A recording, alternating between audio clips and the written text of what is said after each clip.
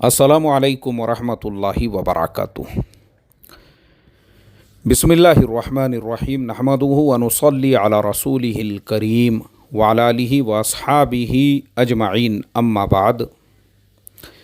देखो दोस्तों, आज मैं आप लोगों को एक ऐसा दर्स देने जा रहा हूँ। अगर मेरी बातों पे आपने अमल किए ना, तो मैं समझता हूँ आप ज़हनी तौर पे, रूहानी तौर पर एक पुरसुकून ज़िंदगी गुजारोगे और आपको इख्तिलाफ़ के आदाब पता चलेंगे कि भाई आपका अगर किसी से इख्तिलाफ़ होता है तो इख्तिलाफ़ के आदाब क्या होते हैं, आपने किस दायरे में रहकर इख्तिलाफ़ करना चाहिए। उसकी वजह यह है कि देखो, हमारे आज के ज़माने में हमारे दिलों के अंदर इतनी तंगी पैदा हो चुकी है कि किसी से अगर हमारा किसी एक मसले में इख्तिलाफ़ हो जावे तो हम उसके ज़िंदगी की सारी खिदमात को फ़रामोश कर देते हैं।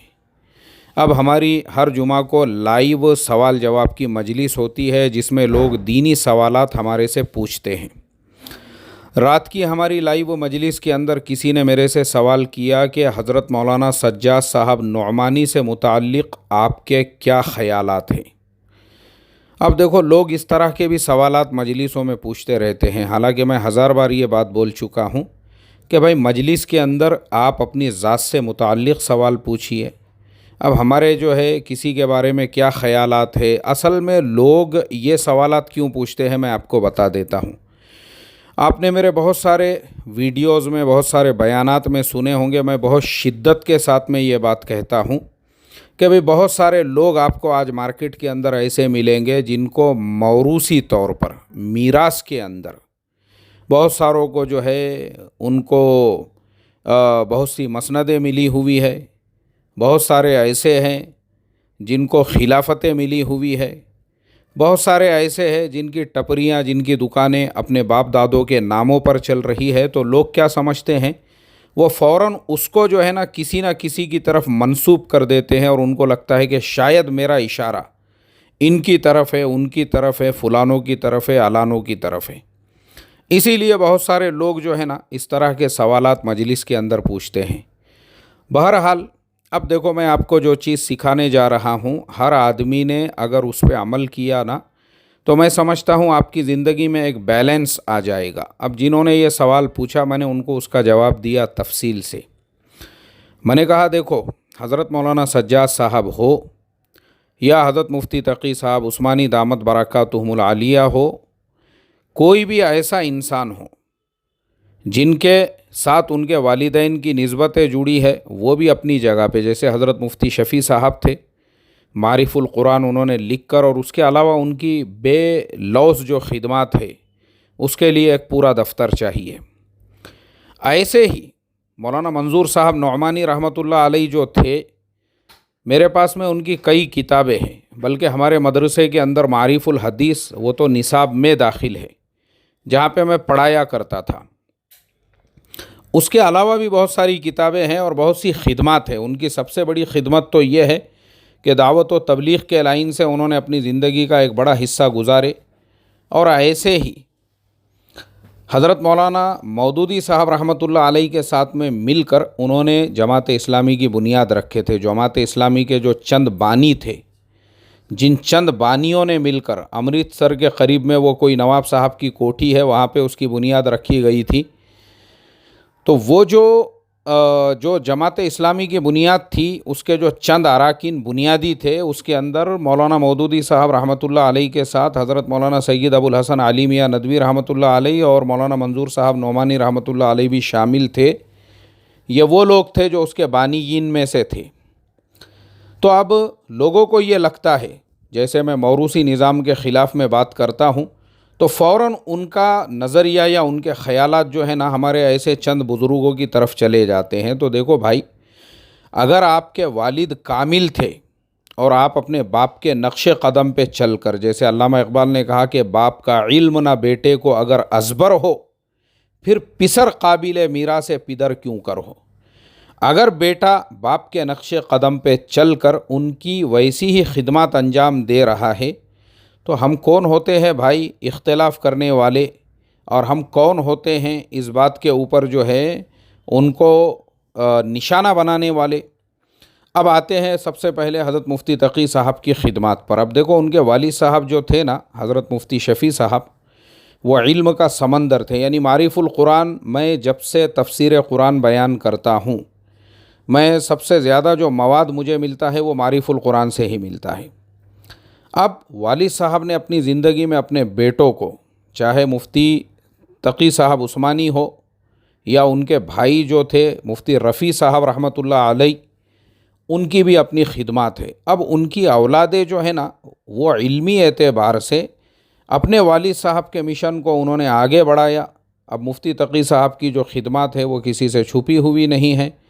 فقہ حنفی کے اعتبار سے یا فقہ کے اعتبار سے، فائننس کے اعتبار سے، تمام چیزوں کے اعتبار سے اگر ہم دیکھیں گے تو بے مثال ان کی خدمات ہیں۔ ان کی کتابوں سے پوری دنیا استفادہ کر رہی ہے آج کے زمانے میں، چاہے وہ عرب ممالک ہو، چاہے پھر وہ یوروپ ہو، دنیا کا کوئی بھی خطہ جو ہے ان کی خدمات سے محروم نہیں ہے۔ تو اب مجھے بتاؤ آپ کہ ایک یعنی ایک کامل باپ کا بیٹا بھی اگر کامل ہے تو آپ ان سے اختلاف کر ہی نہیں سکتے ہیں موروثی نظام کو لے کر، کیونکہ بھائی بیٹا جو ہے باپ کے نقش قدم پہ چل کر جتنی باپ کی خدمات تھی بیٹے نے اس کو آگے بڑھایا اور اسی مشن کو جو ہے پوری دنیا تک پہنچایا۔ بلکہ باپ سے بھی بیٹا اگر 2 قدم آگے نکل گیا ہے تو اب آپ نے وسعت قلبی کے ساتھ میں بیٹے کے خدمات کا اعتراف کرنا چاہیے۔ اب یہاں پہ وہ چیز لاگو نہیں ہوں گی موروثی نظام والی۔ ایسے ہی اب ہم آتے ہیں حضرت مولانا سجاد صاحب دامت برکاتہم العالیہ کے اوپر۔ حضرت مولانا منظور صاحب نعمانی رحمۃ اللہ علیہ نے اپنی زندگی میں جو خدمات انجام دی تھی، اب اگر ہم اسی کے یعنی انہی کی خدمات کی روشنی میں ان کے جو فرزندان تھے، جیسے اس سے پہلے حضرت مولانا عتیق احمد صاحب بستوی رحمۃ اللہ علیہ، ان کا ابھی میرے خیال سے 1-2 سال پہلے انتقال ہوا، تا حیات ندوۃ العلماء لکھنؤ کے اندر خدمت انجام دیتے رہے۔ اور اسی طرح سے جو ہے اب مولانا سجاد صاحب کی خدمات کو آپ دیکھو گے تو آج انڈیا کے یہ جو بیچارے بکھرے ہوئے مسلمان ہیں، ان کو کسی نہ کسی درجے میں جو چند لوگ ان کی رہبری رہنمائی کر رہے ہیں، میں سمجھتا ہوں انہی میں سے ایک حضرت مولانا سجاد صاحب کی خدمات بھی ہے۔ اب ان کے ادارے میں بچے تعلیم بھی حاصل کر رہے ہیں، ماشاءاللہ پڑھ بھی رہے ہیں وہاں پہ، اور علم دین علم دنیا یعنی عصری اور دینی دونوں علوم کی جو آمیزش ہے وہ آپ کو ان کے ادارے کے اندر مل جائے گی، جہاں پہ ماشاءاللہ بچوں کو فائدہ ہو رہا ہے۔ تو دیکھو جب باپ کے نقش قدم پہ چل کر بیٹے اس طرح کی خدمات انجام دے رہے ہیں نا، تو آپ نے ان کا اعتراف کرنا چاہیے۔ اب میں آپ کو اختلاف کی بات بھی بتاتا ہوں۔ اب جو نظریاتی اختلاف ہوتا ہے، ابھی جیسے پچھلے مرتبہ ویدھان سبھا کے الیکشن میں حضرت مولانا سجاد صاحب کا ایک نظریہ تھا، ہمارا الگ نظریہ تھا۔ اب ہمارا نظریہ الگ، ان کا نظریہ الگ، تو اس کا مطلب یہ نہیں ہے کہ سیاسی اعتبار سے اگر ہمارے ان کے خیالات الگ ہو گئے تو ہم ان کی باقی کی ساری خدمات پہ پانی پھیر دیں یا ان کی شان میں کوئی ایسے گستاخانہ الفاظ کہے۔ میں سمجھتا ہوں یہ بالکل ادب کے دائرے کے باہر ہے۔ اب پھر آپ واپس آتے ہیں اس بات کی طرف جو میں ہمیشہ کہتا ہوں، موروثی نظام ہے یا باپ کی طرف سے، نانا کی طرف سے، ماموں کی طرف سے، چچا کی طرف سے اور فلانے کی طرف سے جو ہے خلافت ملی ہوئی ہے، لوگ اپنی ٹپریاں چلا رہے ہیں۔ اب ایسے ناخلف بھی آپ کو مل جائیں گے، ایسے ناخلف بھی آج ہمارے سماج کے اندر موجود ہے۔ وہ اپنے باپ دادوں کے نام پر، وہ اپنے نانا کے نام پہ، اپنے ماموں کے نام پہ، اپنے چچا تایا کے نام پر اپنی ٹپریاں، اپنی دکانیں چلا رہے ہیں۔ اصلاح کی ان کو ہوا بھی نہیں لگی ہوئی ہے، بلکہ دنگے فساد مچائے ہوئے ہیں انہوں نے، غنڈوں کا استعمال کر رہے ہیں۔ وہ اگر کسی سے اپنا اختلاف ہو جائے تو مجھے آپ بتاؤ ایسا آدمی مصلح کیسے ہو سکتا ہے بھائی، جو غنڈوں سے جو غنڈوں کا استعمال کرنے والا شخص ہو؟ آپ مجھے بتاؤ۔ اب بہت سارے لوگ یہاں کمنٹ کرتے ہیں کہ مفتی صاحب آپ کے بہت سارے جملے جو ہے بازارو الفاظ آپ استعمال کرتے ہیں۔ بھائی عام لوگوں کو سمجھانے کے لیے ایسے ہی الفاظ استعمال کرنا پڑتے ہیں، ورنہ زیادہ فصاحت اور بلاغت میں ہم پڑھیں گے نا تو نارمل لوگ یہ باتیں نہیں سمجھ سکتے۔ بہرحال تو ہم ایسے لوگوں کو کہتے ہیں کہ وہ دین کو بیچنے کا کام کر رہے ہیں۔ آپ مجھے بتاؤ۔ تو اس کے لیے جو ہے نا سرے سے ہم نے یہ باتوں کو رد کرنا چاہیے کہ بالکل ہمارے یہاں موروثی نظام، اس کے لیے کوئی جگہ ہی نہیں ہے۔ لیکن اگر باپ کے بعد میں بیٹے اگر وہ خدمات انجام دے رہے ہیں تو ہم حسد میں، جلن کے اندر جو ہے ان کی خدمات کا اعتراف کرنے کی بجائے اس کو رد بھی نہیں کر سکتے ہیں۔ اب میں آپ کو دور صحابہ سے بھی ایک مثال کے ذریعے سے سمجھاتا ہوں۔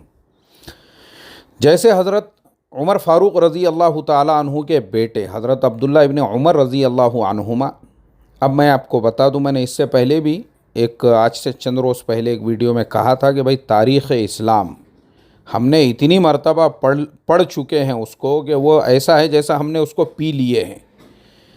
تو حضرت علی کرم اللہ وجہہ کی شہادت کے بعد جب ایک دم ہنگامی زمانہ چل رہا تھا، دور چل رہا تھا، تو صحابہ اکرام جو اس زمانے میں بچ گئے تھے اور جو تابعین تھے، ان کی ایک بہت بڑی جماعت نے اس بات کے اوپر اتفاق کر لیا کہ اب وہ وقت آ چکا ہے کہ ہم حضرت عبداللہ ابن عمر رضی اللہ عنہما کے ہاتھوں پر بیعت کر کے ان کی خلافت کا اعلان کر دیں۔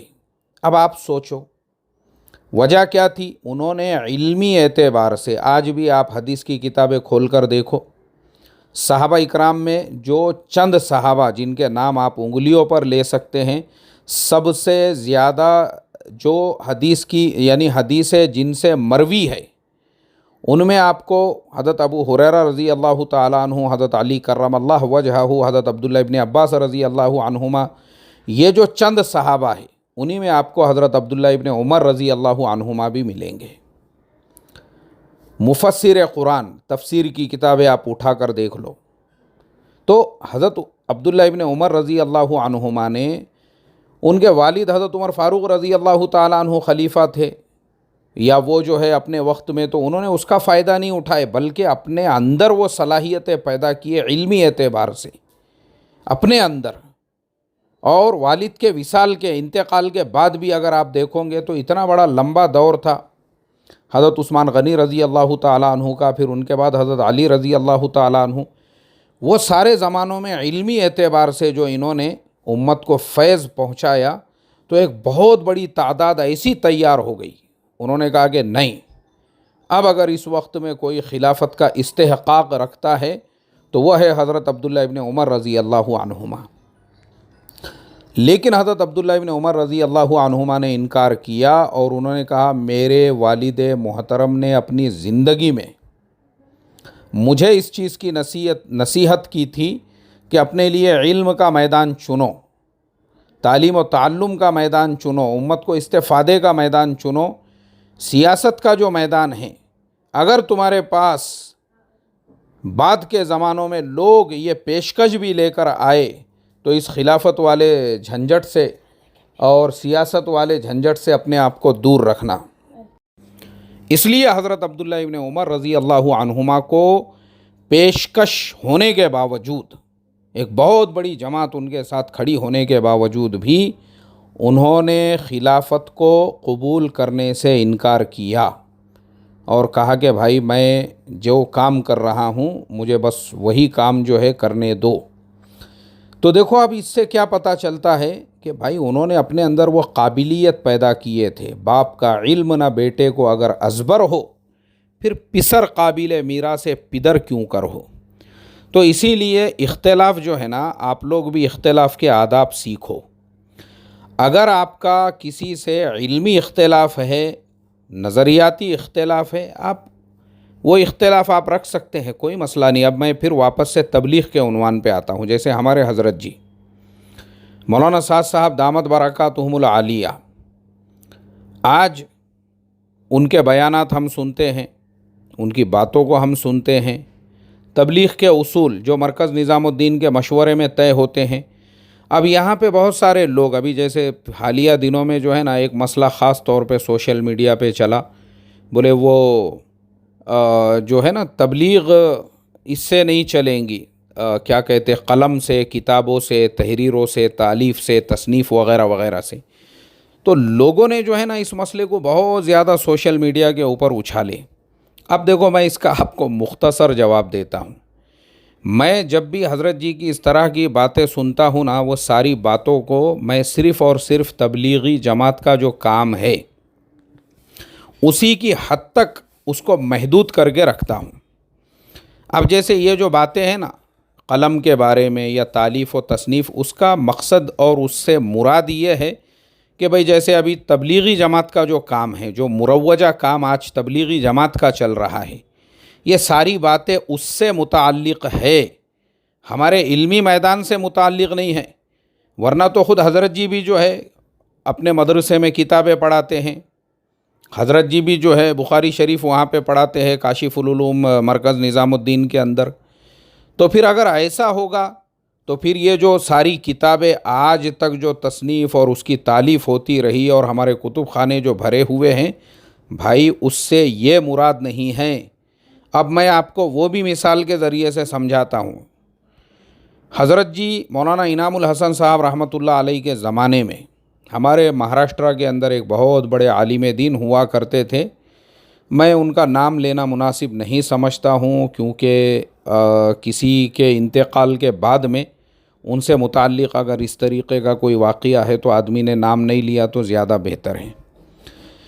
تو ہمارے مہاراشٹر کے اندر ہی ایک عالم دین تھے اور بڑے مشہور اور معروف تھے وہ اپنے زمانے میں۔ انہوں نے کیا کیے، ایک مضمون لکھے اردو اخبار کے اندر۔ اب چونکہ اس زمانے کے اندر بھی تبلیغ کے کام کے لیے بہت سارے دیہاتوں میں شہروں میں رکاوٹیں وغیرہ ہوا کرتی تھی،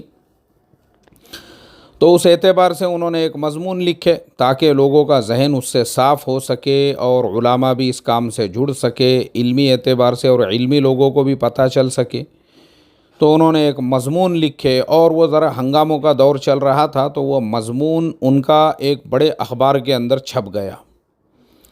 اب وہ مضمون چھپنے کے بعد انہوں نے وہ مضمون کو اٹھائے، اس اخبار کو لیے اور دلی کا سفر کرنے کے بعد حضرت جی مولانا انعام الحسن صاحب رحمۃ اللہ علیہ کی خدمت میں پہنچے اور ان کے سامنے وہ اخبار رکھ کے کہا، بولے حضرت ہمارے علاقے کے اندر تبلیغ کے کام کو بہت ساری مسجدوں میں روکا جا رہا ہے اور تبلیغ کے درمیان میں رکاوٹیں ڈالی جا رہی ہے اور لوگوں کو جو ہے گمراہ کیا جا رہا ہے۔ دیکھو بولے میرا مضمون، میں نے کیسا اس کے اندر جو ہے استدلال سے ثابت کر دیا کہ تبلیغ کا کام برحق ہے اور یہ ہے اور وہ ہے، بہت ساری باتیں انہوں نے بیان کی۔ حضرت جی مولانا انعام الحسن صاحب رحمۃ اللہ علیہ پورے ایک سوئی سے سنتے رہے، اور وہ سننے کے بعد جب ان کی پوری بات پوری ہوئی، آپ نے اپنا سر اٹھایا اور کہا، مولوی صاحب تبلیغ کے کام کو یہ جو اخبارات ہے اور کتابیں ہیں اور یہ ساری چیزیں ہیں، اس سے دور رکھے تو ہی بہتر ہے، کیونکہ تبلیغ کا جو کام ہے وہ تو عملی اعتبار سے میدان میں آ کر کرنے کا ہے۔ بھئی آپ عملی اعتبار سے کرو، یہ مضامین، اخبار، میڈیا، سوشل میڈیا، اس سے تبلیغ کے کام کو دور رکھو۔ اب میں یہاں پہ تھوڑا سا ایک اور بات واضح کر دوں گا۔ ہمارے بھی بہت سارے ساتھی آج کل جو ہے نا، جن کے بیرون میں 25 مرتبہ اور اندرون میں 50 مرتبہ وقت لگے ہوئے ہیں، وہ بھی یہ چکروں میں پڑے ہوئے ہیں آج کل میڈیا کے۔ اب وہ جس اکابر سے ان کو محبت ہو گئی ہے، ان کے ویڈیو بنائے جا رہے ہیں، اس کو اسٹیٹس پہ رکھا جا رہا ہے، اس کو سوشل میڈیا پہ چلایا جا رہا ہے، تو یہ ساری چیزیں تبلیغ کو سوائے نقصان کے اور کچھ پہنچانے والی نہیں ہے۔ اور اس نقصان میں سے ایک نقصان جو ابھی فی الحال ہماری نظروں کے سامنے ہوا، وہ یہ کہ وادی کشمیر میں ایک بہت بڑا اجتماع ہونے والا تھا اور وہ کینسل ہو چکا ہے۔ سپٹمبر کے مہینے میں وہ ہونے والا تھا، وہ کینسل ہو چکا ہے۔ اب آپ سوچو، اس اجتماع کو سینٹرل گورنمنٹ کی منظوری مل چکی تھی، اسٹیٹ گورنمنٹ کی منظوری مل چکی تھی، یہاں تک کہ جو حکومت کے جتنے بھی ادارے ہوتے ہیں انہوں نے کہا تھا بھائی ہم پوری طرح سے ہر لائن سے آپ کو جو ہے آپ کا تعاون کریں گے، پانی کے لائن سے، زمین کے لائن سے، ٹرانسپورٹ کے لائن سے، سیفٹی سیکیورٹی کے لائن سے۔ اب آپ سوچو، ایک اجتماع کو گورنمنٹ کے سارے شعبوں سے منظوری ملنے کے باوجود بھی بس یہی سوشل میڈیا کی وجہ سے جو ہے وہ اجتماع کینسل کرنا پڑا۔ اب اتنا بڑا نقصان جو ہوا نا، تو دیکھو اب پھر میں واپس آتا ہوں حضرت جی مولانا انعام الحسن صاحب رحمۃ اللہ علیہ کی بات پر، جو آپ نے ان عالم دین صاحب سے کیا کہا کہ مولوی صاحب اس کام کو اخبارات سے اور یہ تحریر و تقریر سے آپ ذرا دور رکھیں گے تو ہی بہتر ہے۔ ہمارے کام میں یہ مناظرے، یہ تحریر، یہ مضامین، اس کے لیے کوئی جگہ نہیں ہے۔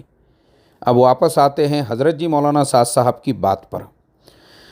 تو دیکھو یہ جتنے بھی لوگ جو سننے والے ہیں، تو جو بھی بات حضرت جی کہتے ہیں نا بھائی، آپ اس کو وہیں تک رکھو، جو تبلیغ کا کام ہے وہیں تک۔ اسی لیے دیکھو ابھی میری تھوڑے دنوں پہلے ہمارے ایک ساتھی سے ملاقات ہوئی، تبلیغ کا ہی کام کرتے ہیں۔ میں نے ان سے کہا بھائی تمہارے بزنس وغیرہ کو سوشل میڈیا پہ پروموٹ کرو۔ انہوں نے کہا نہیں میں حلقے کا ذمہ دار ہوں، میں صوبے کا ذمہ دار ہوں، میں ضلع کا ذمہ دار ہوں، اور میں اگر اس طرح سے میرے بزنس کو، کاروبار کو، تو لوگ کیا کہیں گے اور سوچیں گے کہ دیکھو تبلیغ کا ایک ساتھی۔ میں نے کہا دیکھو تبلیغ کی جو حضرت جی کی بھی باتیں ہیں، کیمرے والے موبائل سے متعلق باقی ساری چیزیں جو ہیں نا، یہ تبلیغ کے اصول نہیں ہیں، یہ ان کی نصیحت ہے۔ نصیحت پہ عمل کرنا نہیں کرنا وہ ہمارے مرضی کی بات ہے، کیونکہ ایسا نہیں ہے آپ کس سے کتنا بھی اعتقاد رکھو، اس کی بات قرآن کریم کی آیت نہیں ہے، اللہ کے نبی کی حدیث نہیں ہے، یہ تمہارے دل و دماغ کے اندر ہونا چاہیے۔ اگر تم کسی سے اعتقاد رکھتے ہو اور ان کی بات کو تم نے قرآن کریم کی آیت یا حدیث کا درجہ دیا ہوا ہے، تو تمہارے ایمان کے لیے خطرے کی گھنٹی ہے۔ تو دیکھو دوستو، ابھی تک میں نے یہ جو اتنی لمبی چوڑی تقریر کی ہے، آپ کو صرف یہ سمجھانے، یہ سکھانے کے لیے اختلاف کے آداب کیا ہوتے ہیں۔ آپ کسی سے اگر کسی مسئلے میں، نظریات میں اختلاف رکھ رہے ہو، کوئی مسئلہ نہیں ہے، لیکن آپ کے پاس دلیل ہونا چاہیے۔ اور مان لو اگر اس مسئلے کے اندر ان کی دلیل مضبوط ہے، تو پھر ایسی حالت کے اندر تو آپ نے رجوع کرنا چاہیے، پھر آپ نے ان کی بات پہ عمل کرنا چاہیے۔ اب اگر آپ ہر دھرمی پہ ٹکے ہوئے ہیں تو یہ بھی آپ کے ایمان کے لیے خطرے کی بات ہے۔ اور مان لو اگر اختلاف ہے ہی، آپ کے پاس بھی دلیل، ان کے پاس بھی دلیل ہے، تو ایسی صورت میں جو اختلاف کے آداب ہے وہ یہ ہے کہ آپ کو ان کے اوپر کیچڑ اچھالنے کا اور ان کے ذاتیات پہ اٹیک اور حملے کرنے کا آپ کوئی حق حاصل نہیں ہے۔ آپ نے ان کی خدمات کا اعتراف کرنا چاہیے، اور میں یہی کرتے آ رہا ہوں اور میں یہی کرتا ہوں کہ بھائی اگر آپ کا کسی سے اختلاف ہے، تو یہ ساری لمبی چوڑی تقریر میں اس لیے کر رہا ہوں، ہمارے نوجوانوں میں یہ سلیقہ نہیں ہے، ان میں اتنا شعور بھی نہیں ہے اختلاف کسے کہتے ہیں، اس کے آداب کیا ہوتے ہیں۔ اب ایک آدمی ایک مسلک سے جڑا ہے، وہ دوسرے مسلک کے علماء کو برا بھلا کہہ رہا ہے، یا پھر جو ہے اپنے دل میں ان کی مجلس میں 24 گھنٹے دوسرے مسلک کی برائیاں بیان ہو رہی ہے، اور بس 24 گھنٹے ریٹا راٹی اور اختلاف اور آپس میں بحث و مباحثہ اور مناظرے، تو دیکھو یہ آپ کے لیے خطرے کی بات ہے رے بھائی۔ پھر آپ زندگی بھر بس یہی کرتے رہو گے، اور آپ سے پازیٹیو مثبت کام دو کوڑی کا بھی نہیں ہوگا، یہ یاد رکھو۔ اس لیے ہمیشہ اپنے آپ کو سلجھا کر رکھو، ہمیشہ ریٹا راٹی کا مزاج مت رکھو، ہمیشہ جو ہے مسئلے مسائل میں الجھنے کا مزاج مت رکھو، بلکہ مطالعہ بڑھاؤ، پورے ذہنی سکون کے ساتھ میں آپ اپنے پرسنالٹی کو ڈیولپ کرنے، اپنے پروگریس کے اوپر دھیان دو، اور خاص طور پہ وہ مسائل جو 1400 سال پرانے، اب اس کے اوپر وہ کریدے جا رہے ہیں۔ اور صحابہ اکرام، ارے بھائی تم سے پوچھا کس نے وہ سارے سوالات، وہ ساری چیزیں، وہ ساری باتیں؟ آپ اس کے مکلف نہیں ہیں، آپ اپنے ایمان کے مکلف ہیں۔ اپنے ایمان کے حفاظت کی فکر اور کوشش کیجئے، اور اپنی پرسنالٹی کو ڈیولپ۔ 140 کروڑ کی آبادی والا دیش اور تقریباً 800 کروڑ کی آبادی والی یہ دنیا ہے، ارے اپنی لائف کو بناؤ نا آپ اس کے اندر، اور ایمان کی محنت کے لیے پوری دنیا کے میدان ہیں۔ آج دنیا کے کئی ملک ایسے ہیں وہاں لوگوں کو اسلام بھی، لوگوں کو یہ بھی نہیں معلوم ہے کہ مسلمان بھی کسی قوم کا نام ہے۔ ابھی میں کیا بتاؤں آپ کو، میں خود ایسے لوگوں سے مل چکا ہوں، ان کو یہی نہیں معلوم ہے، کچھ ہی نہیں معلوم ان کو بس اپنی زندگی پتہ ہے۔ وہ صبح اٹھ رہے ہیں پیسہ کمانے میں، اور اپنے کاروبار میں، اپنے بزنس میں، اپنی لائف میں، انہوں نے اسی کو زندگی سمجھا ہوا ہے۔